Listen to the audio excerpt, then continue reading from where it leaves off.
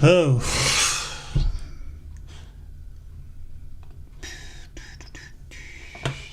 hello everybody. Having a little technical difficulties trying to get my chat box up. I'll have to do it this way. All right, welcome to the Friday afternoon, okay, live stream. So this week I changed my time schedule up, and I was doing them earlier in the morning on Fridays, but actually it works out better for me because I have some things I got to do sometimes on Fridays, and in the mornings, mainly one of the things I do is go to the gym. But now I am having to be available to take my mother to the grocery store.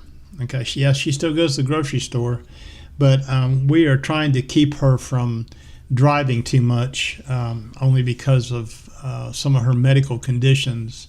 And it's been a tough battle to convince her that she should not be doing any driving. Okay, so she has a heart condition. She can get weak, pass out at any moment, and they're trying to figure out what is wrong with her exactly. They're going to probably put a monitoring device that goes under the skin here, all the time. You get monitored all the time. So when she does have these cardiac incidents, they can try to figure out if it's I think the doctor called it tachycardia, something like that. Has something to do with the heartbeat being irregular or whatever. Anyways, I'm trying to be available for them on Friday morning. So having this at 3 o'clock Eastern, 2 o'clock Central, 12 o'clock Pacific. I think that's right. Hello there, John. Hey, Kath. How you doing? So anyways, I wanted to cover a couple things. And first, I want to take care of a little housekeeping business.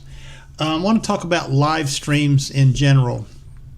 The live streams are not what they're good for. Hey, Tim, what they're good for is building community, interacting with your subscribers, and I enjoy doing that. I really do. And one of the things, hey, Ann, one of the things that I've noticed on the channel with the analytics is that live streams hurt my channel. And what I mean by that is, first off, I do not have monetization turned on when I live stream. That keeps ads from playing while I'm live. But normally after I'm finished with the live stream, I will turn monetization on. Well, I went back and checked on my live streams, the last 3 or 4 that I've done, and they've hurt my channel. And what I mean by that is I lose subscribers. Subscribers unsubscribe on the live streams while they're, after the live streams come public. So that is a problem, okay? It's a psychological problem if you're trying to grow your channel. And the other thing is the monetization part. Tim's on here. He'll tell you we don't make very much at all. If it's a couple dollars on a live stream during its course of being public on the channel. And I went back and looked, and most of my live stream only have 300 or 400 views, okay, compared to thousands of views on a regular video. So I made a decision about my live streams, and this is what I'm going to do.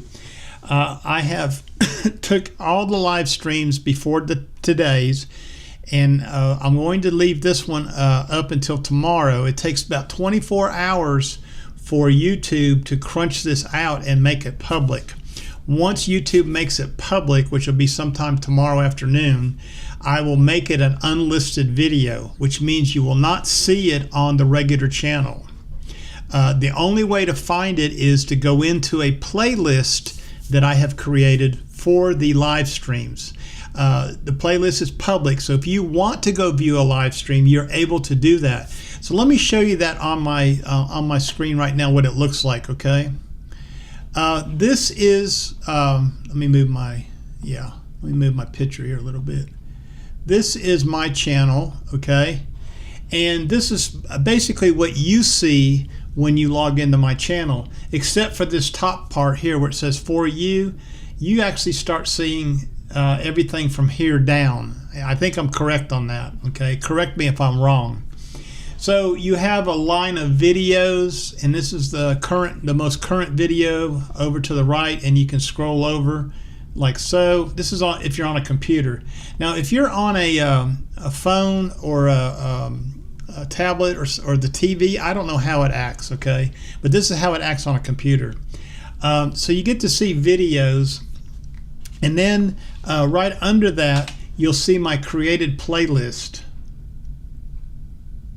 And if you'll notice right here, okay, there's a yellow box that says previous live streams. If you click on that, view full playlist, you can find all the live streams that are there.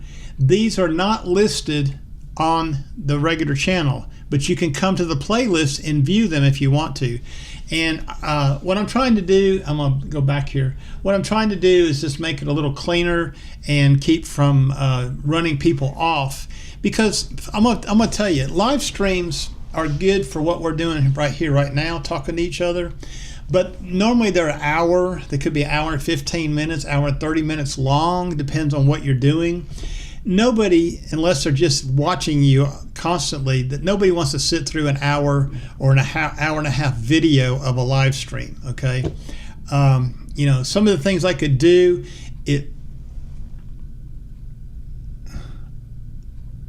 Oh, okay. Here, Tim's correcting me. Okay, hold on a minute.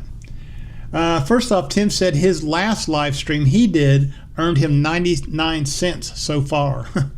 And then he said that is not correct. He said everyone sees the for you line, but it's different for everyone depending on their viewing habits. Okay, so mine shows my videos. Okay, I guess that's my viewing habits. I don't know. I don't view my own videos. That's a bad thing to do. But okay, Tim, thanks for correcting me on that. But anyways, down in the way I've got my channel set up, everybody can change their channel setup the way they want to, the way this page looks. I have mine a very minimal, just videos and playlist. So, and again, you know, all these playlists are here. And if you want to go and, you know, view things, like I put all my Walmart grocery shopping videos in a playlist and what have you. So the best way for me to and I'm showing you this on the live stream now today, but the best way for me to do this is to put this in a community post, and then people can find out what I'm saying to you right now. And that's why I brought it up at the beginning of the live stream, because a lot of people will watch the live stream for a few minutes and then they'll click off. So at least the ones that are watching now will get this information ahead of time. Anyways, so I'm going to quit doing monetization on the live streams. It's really no use in that, you know, and we don't make a ton of money anyways. And I'm about to show you that right now. So let me bring you back to this view, and let me change this. So the next thing I want to talk about is YouTube. Okay, I want to talk to you about what I have made on YouTube in 2025. Okay. I have two channels that are monetized. My Ron Durant channel, which was Ron Durant Photography channel. Tim says it will show videos only from your channel, but the videos shown will be different for everyone. Okay. Hey, is it a Titus? It is us. It's us. Is that it? Hey, Ron. Shane. Oh, Shane from Michigan. Okay. Hey, Shane. How you doing? That's a unique name. It is us. I guess that's what it is. It is us 18. Anyways, yeah, I wanted to show you 2025 revenue from my YouTube channels, and you're going to be really surprised when you see this. Okay. So we're going to start off by viewing my oops, that's not what I wanted. Okay, well, there you go. That's my ad. I'll play that again later. I want to start off by showing you my photography channel, Ron Durant channel. Now it's Ron Durant channel. I started the channel on November the 1st, 2021. It got monetized. That means 1,000 subscribers and at least 4,000 watch hours. That's what it takes to get monetized on April the 11th, 2024. About 2.5 years, okay, is what it took. Is that right? Yeah, about 2.5 years to get that channel monetized. That was a slow process. Now, Tim knows, and we all know that are photographers, photography channel niche, okay, is not a good niche to be in, all right? But it's what we do as hobbies, and that's how we all started with our channels. So in 2021, from November 1st till December 31st, I gained 30 subs. Not sure who they were. I'm pretty sure it was Tim and Phil and David and everybody else I kind of hang out around with. But it had 30 subscribers the first month. In 2022, it was very slow. I had 150 subscribers. In 2023, I had an additional 576 subscribers. Not too sure what happened in that year, okay? But then finally in 2024 is when I got monetized on April the 11th. In the whole year of 2024, I gained 828 subscribers, and I had a revenue source of $385. Now, I worked for 4 years producing videos for $385. Okay. I got more than that in one camera that I used to shoot these videos. Okay. 2025 was a little bit better. The sub count was down, but the revenue was up. Not sure why. That was last year, $636.41. So far in 2026, this month, I've got $24, maybe $28 right now. I don't know. It averages about $40 a month is what I gain in revenue. Now, the way YouTube works, it will pay you via direct deposit. Okay, you set all this up with YouTube, with Google, but they will pay you after you have generated $100 worth of revenue in your cycle. So if, for example, let's say in January of this year, I only produced $25. I'm not going to get that in February. They pay out on the 21st day of the following month. So January's payment would come on February 21st. They're not going to pay me if it's under $100. Now, this is a combination of all your channels. Okay, if you got multiple channels that are monetized, they add all of it together. You get one lump sum. So in order to get paid for that month, you have to produce $100. Until my All Things Wrong channel became monetized, I was totally dependent on my photography channel. So you can see, from 2021 to 2025, August of 2025, I made $1,046 on that photography channel. Again, I got more than that in video recording equipment and microphones and everything else, okay? So as you can see, if you're in it for the money, you got to have a niche. If you're just doing a YouTube channel because you want to leave a legacy, and that's an honorable thing, or you want to just do a vlog. A lot of people just do a vlog, okay, and what have you. I started out on All Things Wrong kind of like a vlog, but then I soon changed and was trying to find my niche. Anyways, I just wanted to show you here what the photography channel did. And now we're going to move over and look at All Things Ron, okay, which is here. Now, All Things Ron, I did not start that channel till last January 2nd of 2025. So I had a full year of that channel in 2025. Nothing previous to that. On August the 31st, 2025, it got monetized, which means I had 1,000 subscribers and at least 4,000 watch hours. One video pushed me over the hump. For a long time in 2025, my numbers were low. My watch hours were there, but my subscriber count was low. And some of the things that we've noticed as creators, it seems that the number of subscribers that you get these days is a lot less than what you used to. But it doesn't matter to us. Okay, what matters to us is the views. The more people that view your videos, the more it gets put out there by YouTube for other people to view it. It doesn't matter to us if they subscribe or not. It's nice to have a big subscriber base because other things become available to you by doing that. But it's not imperative if all you're wanting to do is make money. If you're going to start a YouTube channel to make money, then you need to kind of consider running it as a business, all right? I mean, that to me is probably the biggest thing that's driven home on the YouTube channels of all the YouTube gurus that are out there. If you're going to be serious about it, and you need to run it like a channel, run it like a business.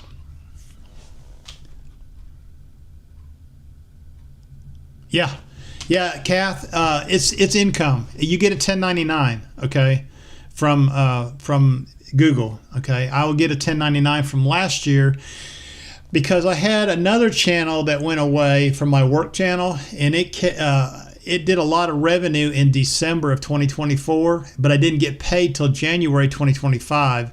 I think it was about $800. I'm not sure what my 1099 will be with Google. It should be coming forthright. I don't know if I think they send it to you via your Google account, and I haven't got an email about it yet. I think they got till the end of January to do this. But yeah, you'll get a 1099, and you have to claim that income on your taxes. So yeah, it is considered business income. Now, you can also, yeah, Tim's got it right there. What he's saying, no taxes are withheld from your YouTube money. You get a special 1099 for that. But if you're running it as a business, you can write off your expenses, okay, and that could be a lot. You could probably write all your expenses off. So depending on, I'm going to talk about mileage and gas, and just like you're running your self-employment business, I don't want to get into that, okay. I don't want to get into that where I'm writing off my equipment and all that kind of stuff. I did that one time when I was self-employed. It was the biggest pain in the butt that I ever went through, okay. And then when I shut down my business, it was a big pain in the butt to go through that too. So I just rather pay the taxes on the money and not worry about it. It's not a great deal of money. I don't expect it to be. But if it does become a great deal of money this year, I may consider, writing some of the stuff I have off on it as business expense. Anyways, on the All Things Ron channel, it became monetized on August 31st, 2025. And it was one video that did that. It was a big video. It's still getting views today. That video that I put out was my very first budget video that was put out. That had the $4,200 with the cross X's on it. It has had over 100,000 views since it was put out. It has produced almost $750 in revenue, just that one video. And then again, I've had a couple other really good videos that have come out. So far, in December of 2025, as of December 2025, I had 2,000 subs. From August to December, I went from 535 subs to 2,000 subs. That one video produced a lot of subs. The revenue was $612.46 in 2025 from that channel.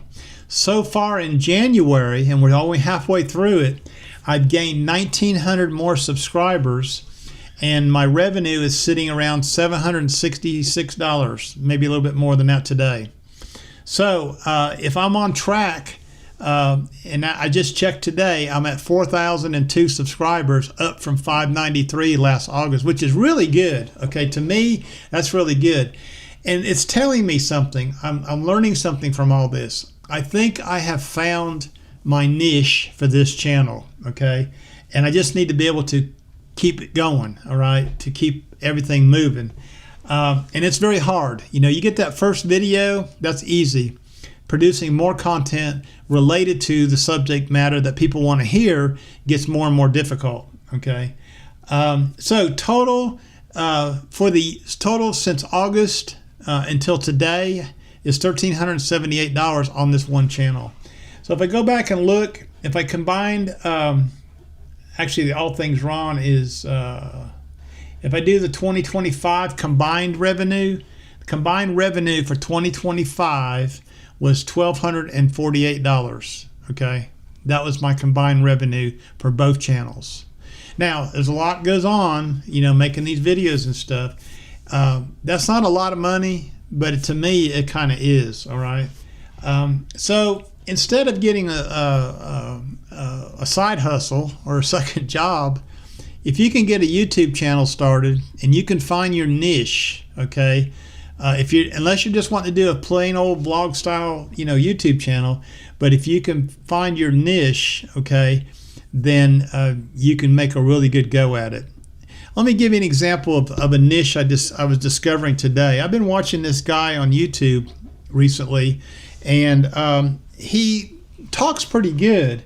He doesn't really reveal himself what he did in his before he retired. But today I watched one of his videos and he let it out. He was in finance. He was in like an accounting or CPA or something like that. Anyways, some of the advice he gives is really good. I thought, man, this guy's smart, to be given all this financial advice, and everything he does, everything he says is true. So I was watching now. So I was really surprised to find out that's what it was. He was a CPA. So finding your niche, I don't know what you might have done for work. There's all kind of niches out there. I will tell you this: don't do a photography niche, okay? Because it's brutal. It is really brutal. Tim's already said in his videos that he's just about had enough of photography channel.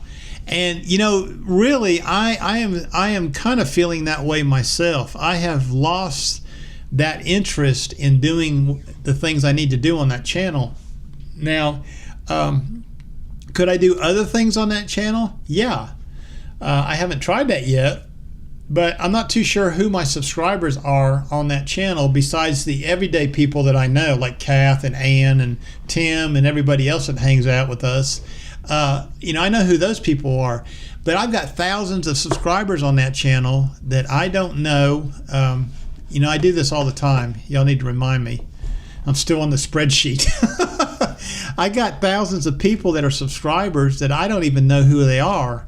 I know there's some that watch me from overseas, like India and places like that.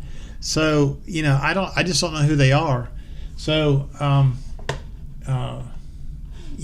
thinking about maybe trying some different videos on there. I talked to Tim about this yesterday, about maybe throwing one of those Walmart videos up there and see what happens.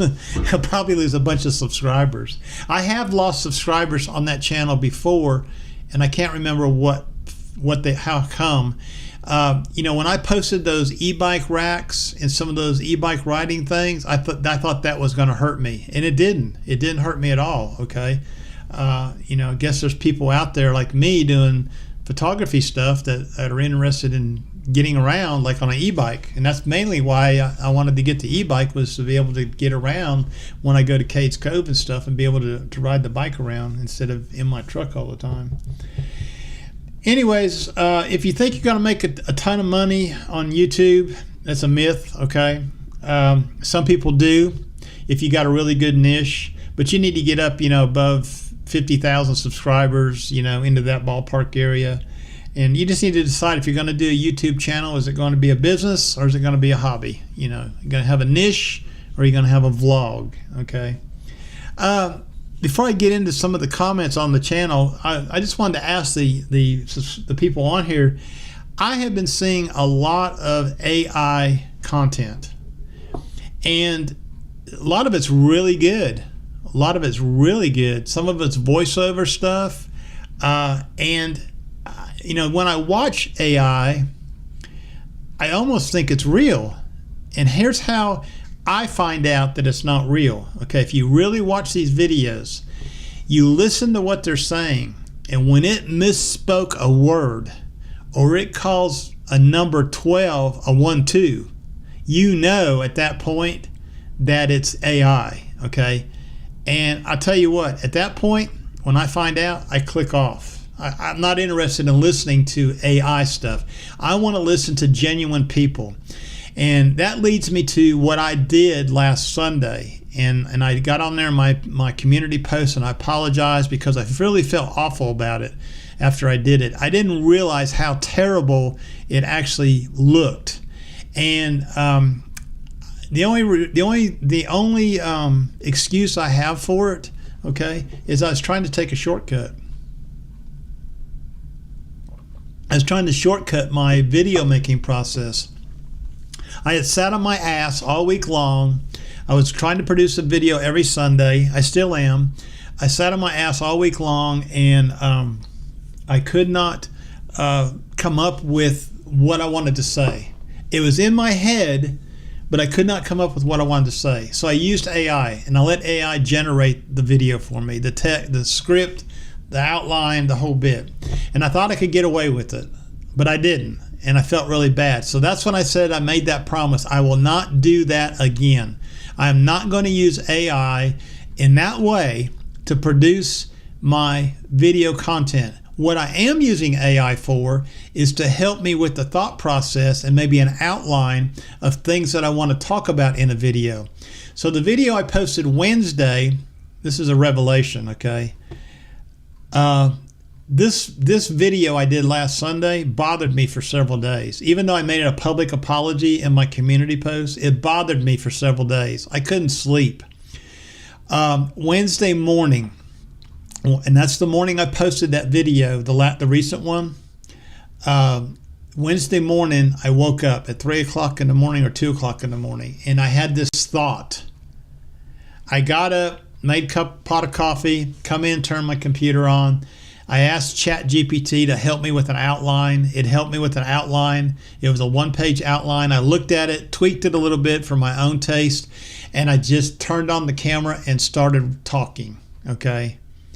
And when I got finished, I made a thumbnail. I snapped one of the frames of the video and put the text in there, slung it up on YouTube at 6:30 a.m. It was all processed. It took 2 hours. And the video's got 4,000 views so far.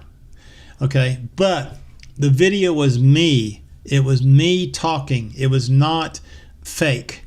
Okay, and I wanted to know from you all, can you all tell the difference between an AI video and a genuine video, somebody who's being genuine? Okay, I have watched, you can answer me in the comments, I have watched several creators, especially new ones, that are reading. Okay, here, let me show you for example. I'm gonna sit here like this. Okay, so it's like I'm reading from my page over here, and you can tell their eyes are over here, their head is over here. Even if they try to fake it out and put it in front here, when they go down here and look at the page, you can tell when they're trying to read it. Okay, and you know, I think it's better if you just start talking off the cuff. Okay, and I know it might be hard for a lot of people to do that, and especially the channels that I watch. I watch a lot of older people because that's my age bracket. I'm interested in what they got to say.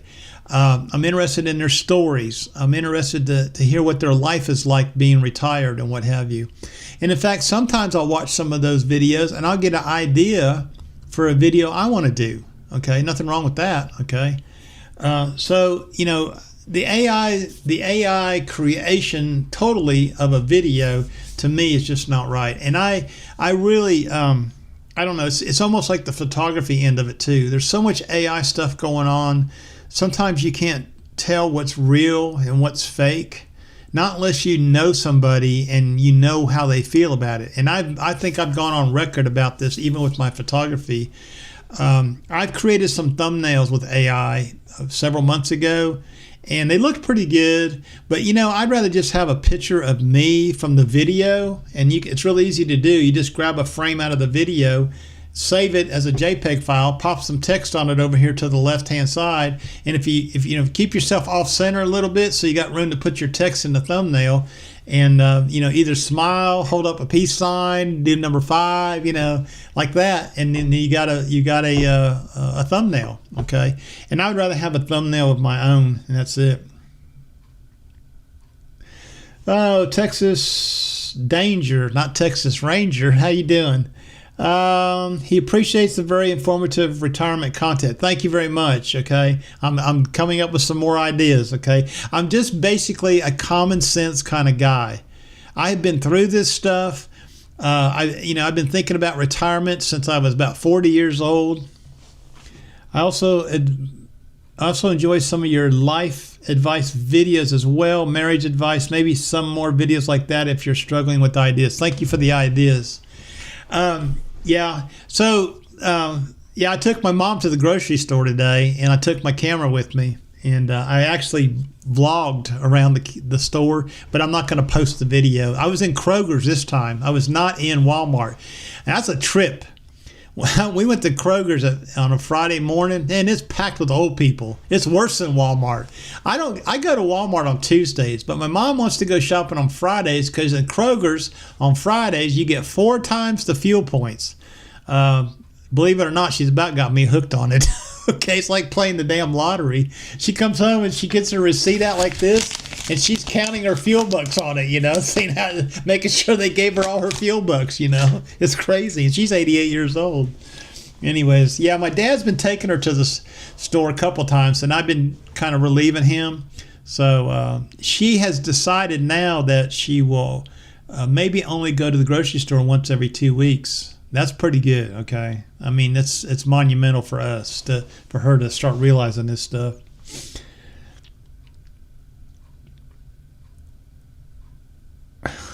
Ann's exactly right. Ann says, personally, I do not care for the AI-generated YouTube videos, especially true crime videos. I would rather watch to a real person, not a robot. Exactly. And I will watch people. YouTube is my TV. I don't have cable TV. I watch YouTube. I'm a consumer of YouTube more probably than I am a creator.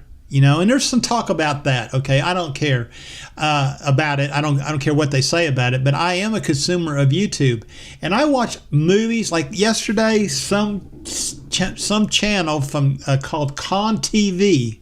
I wonder if it's Convict TV, like Eric Con Air, played the movie The Final Countdown, which I've never seen. Now, it was littered with ads. I mean, this seemed like every 20 or 30 seconds an ad would pop up in the beginning of that video. But I did watch the movie. So I do watch movies on YouTube that are free movies. If you just go to YouTube Movies on your computer, on your YouTube channel, and you can find first-rate movies. And at the very top is a little thing you click. It says, well, let me show you real quick, okay? If you're interested. I'm going to bring up my YouTube and show you. I think I can show you here. So do a search on YouTube. Yeah, let me show this to you real quick, okay?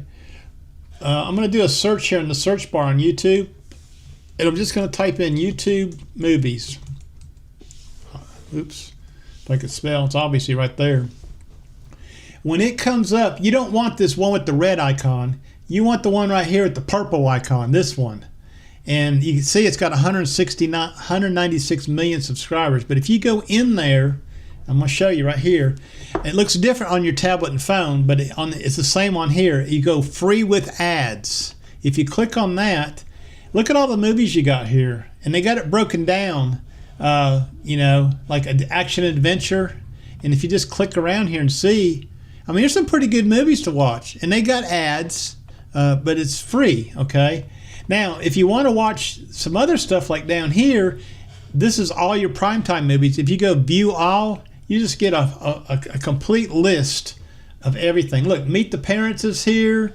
When Harry Met Sally. Battleship, that's a cool movie, okay? I like that movie, okay? And they change these. They get changed a lot, okay? Look, here's an old one called The Goonies.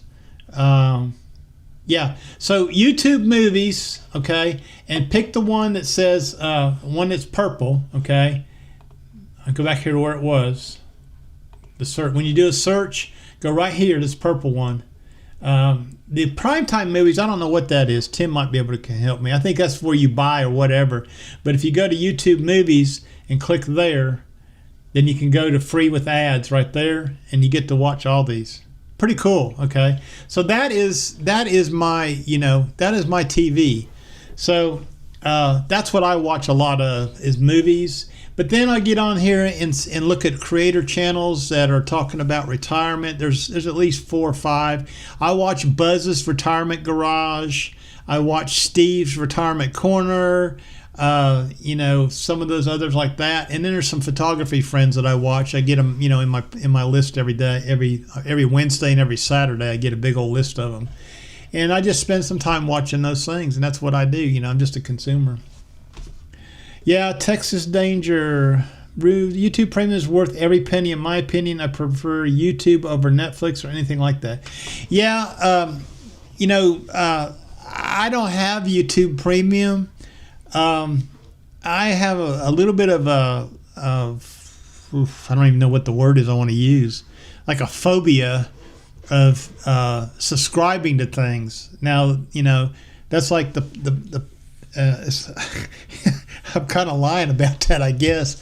I do have some subscriptions that I pay for concerning my photography side of the channels, which I probably should look at, maybe get rid of some of them. I pay for a Patreon account on Scott Keys's Wildlife Inspired Facebook page, and I paid for 2 months, $10 a month, and I haven't even gone in and looked at the content yet. I need to go do that. Another one I pay for on a monthly basis is Zoom. I have a Zoom account, and that's another $17 a month. We're adding this up now, okay? And then I guess based on all my stuff, I have about $50 in subscriptions. That does not include anything. We have a Roku, but we don't have no YouTube Prime. Okay, maybe if I get rid of some of those others, I could get the YouTube Prime. I don't know. I've talked to Tim about that. I know he's got Prime. Anyways, let's see. What else did I want to cover today? Oh, yeah. Okay, so now what we're going to do is we're going to cover a few of the comments from the channel, okay? Which I don't know if... let me see how I do this. Here we go.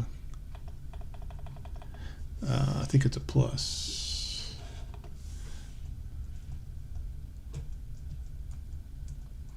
That's not right. Hold on one second. Have a little bit of a...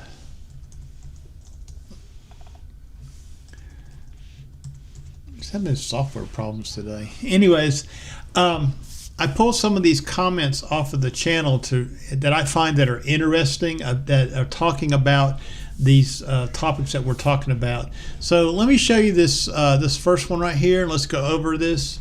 This is from Duke Fan 37293. That's probably a zip code. I am 48 and hoping to call it quits at 58, but my mom is about to turn 80, and she retired 14 years ago. And a lot of what you said rings true from what I heard from her, especially travel while you can. She hit it hard from age 66 to 70. He's talking about travel. Now she can't get around as good, and traveling is tough. You mentioned going out west soon. You're going to love it. I've been to Yellowstone, Grand Tetons, Montana, Idaho, Wyoming, South Dakota, North Dakota, Utah, Arizona. I've been everywhere, man. I've been everywhere. You're going to love the Tetons. Just looking at them, you'll be in awe, and Jackson is a really cool, smallish town. I was surprised how much we like South Dakota, Mount Rushmore, the Badlands, Custer State Park. Deadwood was kind of a bust to me, but I highly recommend South Dakota. We spent a week and drove around South Dakota. One day in North Dakota for Teddy Roosevelt National Park, and even drove to Sundance, Wyoming for Devil's Tower. We put 100 miles on our rental that week and loved it. Another place I highly recommend is Monument Valley on the Utah-Arizona border. That is still my favorite place ever. If you go, make sure you catch a sunrise at or near the View Hotel. It is breathtaking. We stayed there one night, but I think they have RV parks nearby. This is one I saved because it's packed full of information for Ron, okay? So, yeah, he's given me a lot of information about where and what I should go and see, which is really cool. Because when I start thinking about going out west, I get really inundated by it. I get overwhelmed by the choices. Yeah, I get inundated. I get overwhelmed by the choices that you can make to get out west, okay? I am really, really leaning heavily towards getting there sometime in mid-May, and hopefully for a month. I've talked to my wife about this, and the biggest concern I have is being away from here and my parents for that length of time. But I think by springtime, when the weather starts getting warmer and I can evaluate how my mother's doing, if she's still able to get around and get outside, enjoy the sun and what have you, I think this is the year I need to go. I may not have another choice. I may not have another chance. Okay, I've taken care of all my health issues, and I really need to tell you about one of them. I've taken care of all my health issues up to date, and nothing's wrong with me. Okay, except the Crohn's. So I'm healthy to go. Okay, I need to go, and I've got the money put aside to go. I'm just got to decide how. Am I going to take my pickup truck? Am I going to fly out or rent a camper van out there somewhere and travel around in a camper van? Or what am I going to do? Am I going to haul my camping trailer out there? These are the things I can't make up my mind.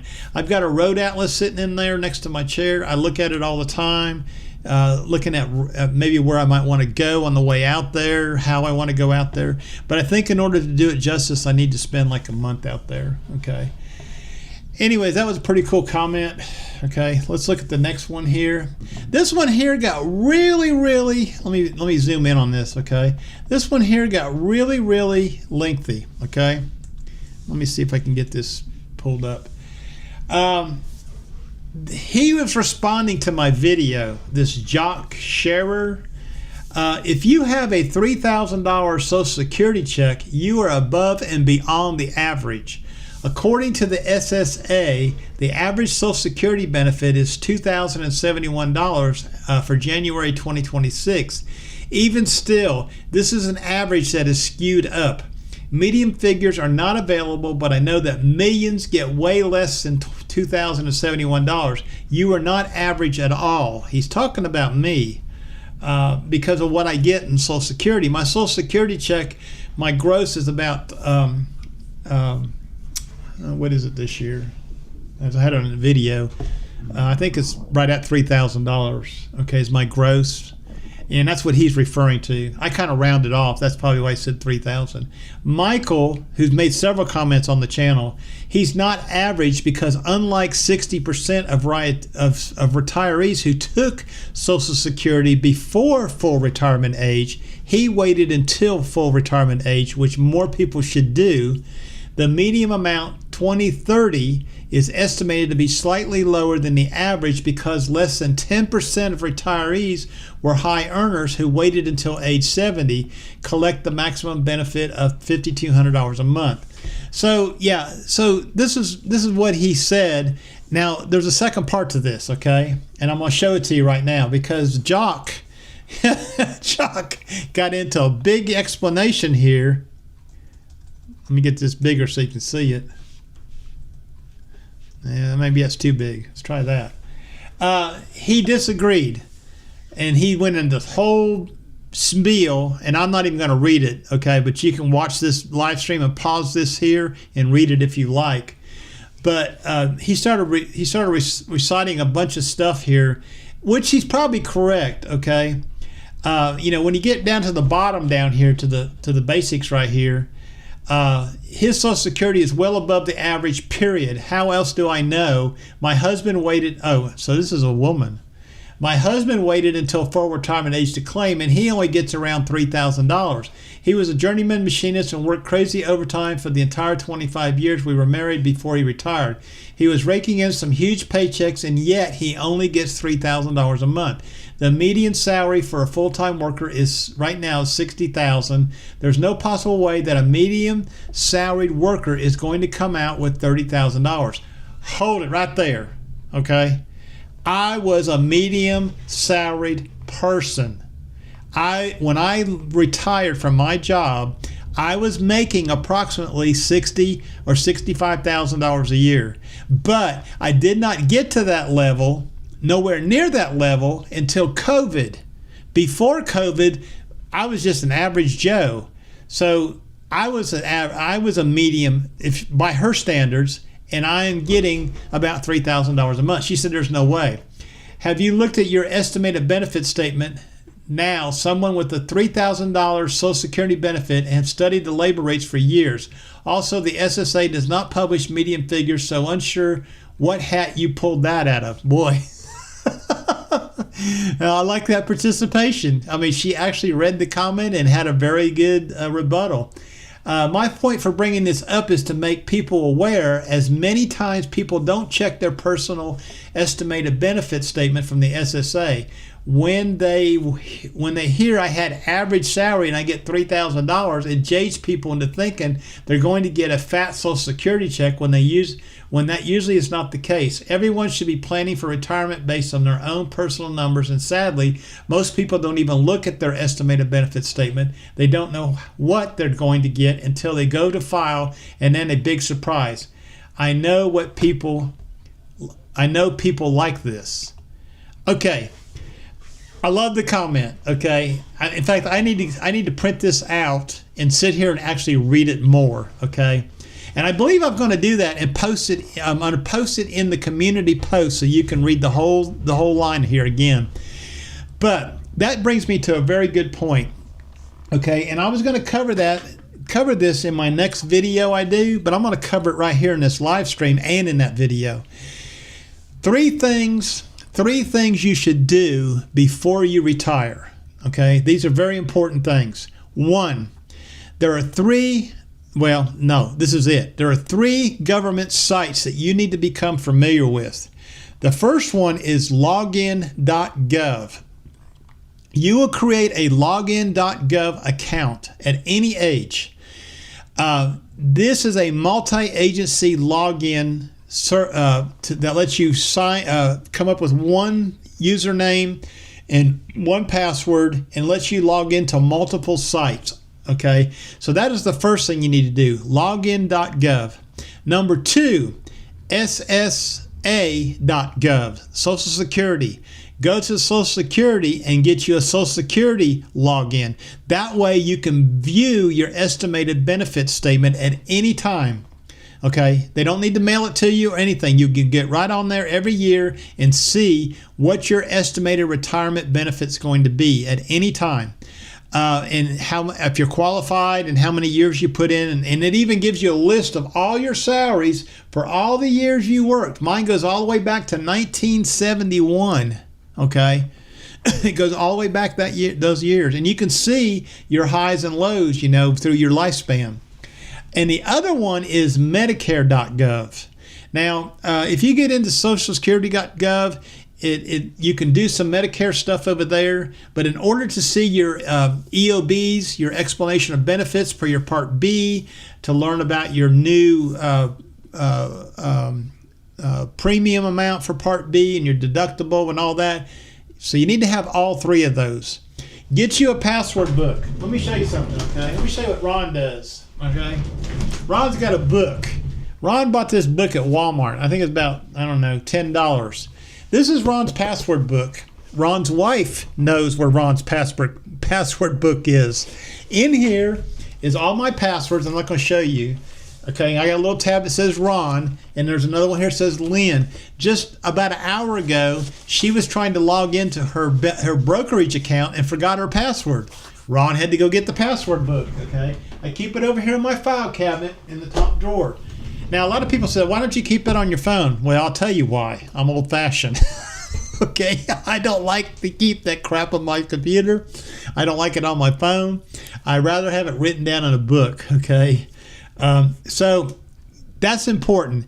Get the login.gov, get the SSA.gov, and get the Medicare.gov, because you're going to need those as you approach retirement anyways, okay?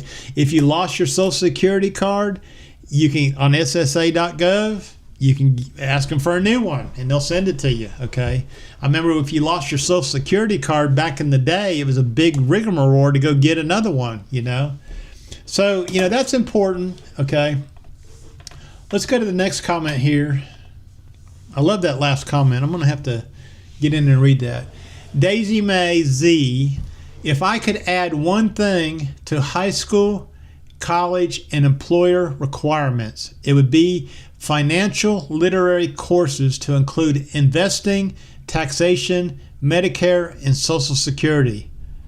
Amen. Okay, amen to that. I think unless you have a mentor who explains these things to you, many of us are in the dark from the beginning. It isn't until we get older that we realize we should have taken savings.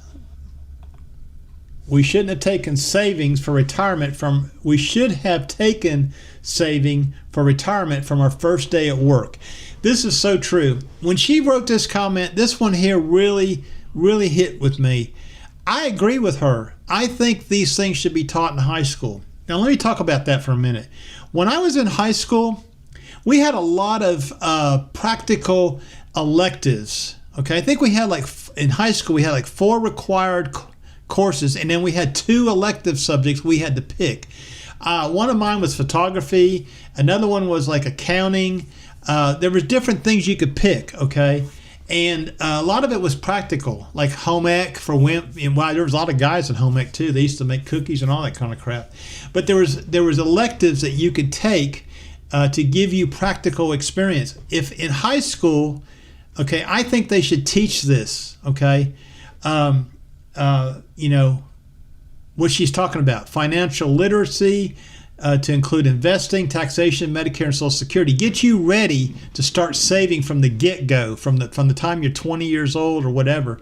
My first year in college, I was a business management degree person. I had my first semester in college. One of my classes was economics. Okay. Oh man, it was tough. I had an economics teacher that did not speak English. Okay. It was hard, but it taught you a lot of things. It taught you about basic things like supply and demand, manufacturing, these kind of things that go on in everyday life. I don't think they teach those skills anymore. This is a very good comment. This is very good. This is very good advice, very good information. Speaking of comments, let me catch up. Let's see. Texas Danger, the YouTube ads have been running rampant recently. I agree with that. Make sure you go to Wyoming in the summer, early fall. Otherwise, the weather and wind are brutal. Thanks for that info. And yes, a month out west is an amazing trip. Perhaps do a cost analysis of how much each mode of transportation expenses would be for each option you're considering. John said, mine will be $3,000, 3 more years it shows on the statements. Okay, what he's saying is in 3 more years, he will have a Social Security check for about $3,000 a month. He's probably about the same as me. Okay, if you're the same as me, if you started late like I did, between me and my wife, we have in our savings, our backup savings, about $300K. Okay. So that's important, and I'm going to cover that in my next video. I don't want to give any of this away. Hey, Lori, my husband just got me one as a Christmas present. Got you one what? They used to mail the Social Security stuff out to you yearly, but now it's all online. You're right. You should be looking at this as soon as you start your working years. Yeah, I was getting my Social Security benefits letters for the last 5 years, I think, is when it started. They wait till you're getting close to retirement in the mail, okay? And then I went online and created an account, and you can go paperless, okay? And I prefer paperless anyways. Yeah, he's on the same page as, okay, John is on the same page. But yeah, so, I'm going to talk about this in my next video, so I don't want to give this up, but I don't think you need $1 million. Okay, I really don't. I think if you're smart and you live within your means and you follow some basic guidelines, I think you're going to be just fine. Okay. Anyways, let's see. Was there any more comments I wanted to highlight? No, that was it. All right. So it's been about an hour. This is just my bonding time with you. Okay. Me talking to you and you getting to know me personally outside of my video work. And I really appreciate all the subscribers on the channel. I appreciate all of you in the chat box tonight or today, this afternoon. It's about 3 o'clock. We are supposed to start getting some brutal weather down here in Tennessee. I'm sure it's coming down through the Midwest and everywhere else, but I've been hearing for the next 2 weeks it's going to be quite brisk, for lack of a better word. In fact, the wind's out there kind of blowing today, So, book for a password. Yes. It's the only way to go. It's the only way to go. I got so many things in there. I got my passwords are pages. I used to have a smaller book. There's just some pages I ripped out of it. But I used to have, and I've had to organize. I've actually had to do this like 3 times over. It's hard to organize this where you can find things quickly. So what I started thinking about this time was categories. Okay, so like in the very front of the book is my network attached storage device, which is very important to me. It's where all my files reside. It's a box over here with dual hard drives in it. It's hooked up on the network, and I can access it from anywhere in the world. Okay, so that's the very first page. The second page is the most important page on our iPhones, and that's our Apple accounts. And I got mine and my wife's on the second page. On the third page is my Adobe passwords for my photography software. And then we go into, I don't have Comcast anymore. I could take that out of the book. My banking, I can take the truck out of there. I don't have a truck payment anymore. My healthcare stuff, and then my financial stuff with Social Security and my financial advisor and what have you. And then my Facebook passwords and my emails and stuff like that. So kind of categorize that. And I may need to redo it. Sounds like I dropped some things off of there. But get you one big enough that you can rip out the pages. Like this one here is 210 pages. Okay, got it at Walmart for like $10. All right, it's hardbound. I like the kind with the spiral rings on the end because the pages will rip out. If you get something that's more bound, like a bound book, they're harder to work with. Okay, this here, you can turn the pages and they don't fall out of the book. So yeah, if you don't have a password book, get you one. Anyways, hey, listen, thank you all for coming today. Lori, I have a wall calendar too, okay? I made a new one this year for my mom, one for me. I make my own, send them to Walgreens, let them print them out with my photographs. But I keep a Sharpie in there. I mark off each day. If there's something going on that day that's in my Outlook calendar, I use Outlook, Microsoft Outlook, then I put a little red box on the day, and that reminds me I got something going on that day. But a lot of times Outlook is on my computer, it's on my phone, it's on my iPad. It notifies me when I got something coming up tomorrow, okay, so I don't have to forget it. I almost got rid of Microsoft Office this year because they went up to $99, but you know what? I use it for so many things. I use Microsoft Word, I use Microsoft Excel, I even use PowerPoint. So I decided to go ahead and pay them their $99 for this year, okay? I just couldn't see myself doing without it. There are alternatives out there like LibreOffice and stuff, but I didn't want to do the switch over like that, I just decided to pay it. But anyways, I do have a calendar that I write stuff down on, but I keep it all in Outlook basically. Greg comes in late and he wants me to start over. No, I can't do that, Greg, but you better catch the beginning of it because you're going to find out that I'm doing something different with these live streams. Thank you, Ann. Have a good day, and I hope it's warm where you are. I hope it stays warm where you are. I asked my wife today, I said, honey, I said Allegiant flies from Knoxville to Key West direct. You want to go? I got a free plane ticket on Allegiant. I need to use. Calf says, thank you for all your retirement info. It helped me apply for my Social Security. Turned 62 today. Going to start raking in the money now. Yeah. Well, I'm glad it's helped some people. Okay, that's my goal, is to help people. I did not have that help. Okay, I had very little help. I had one person that mentored me a little bit. But I tell you who helped me the most was my insurance advisor when I signed up for my Part G and my Part B and my drug plan. He kind of educated me a little bit, and he gave me some stuff to read, so it was pretty good. Thank you, John. Thank you very much. Yeah, poor Ann. It was 51 in her house. She forgot to turn the heater on last night. Hey, we slept in this house when it was 38 degrees in here. Okay, we lost power for like 3 days one time. Anyways, I'm going to let y'all go. Thanks a lot. We'll do the live stream again next Friday at 2 o'clock Central Time, 3 o'clock Eastern Time, 12 o'clock Pacific Time. I think that's right. Until then, stay cool. Ron appreciates you. Love y'all. See you later. Bye-bye.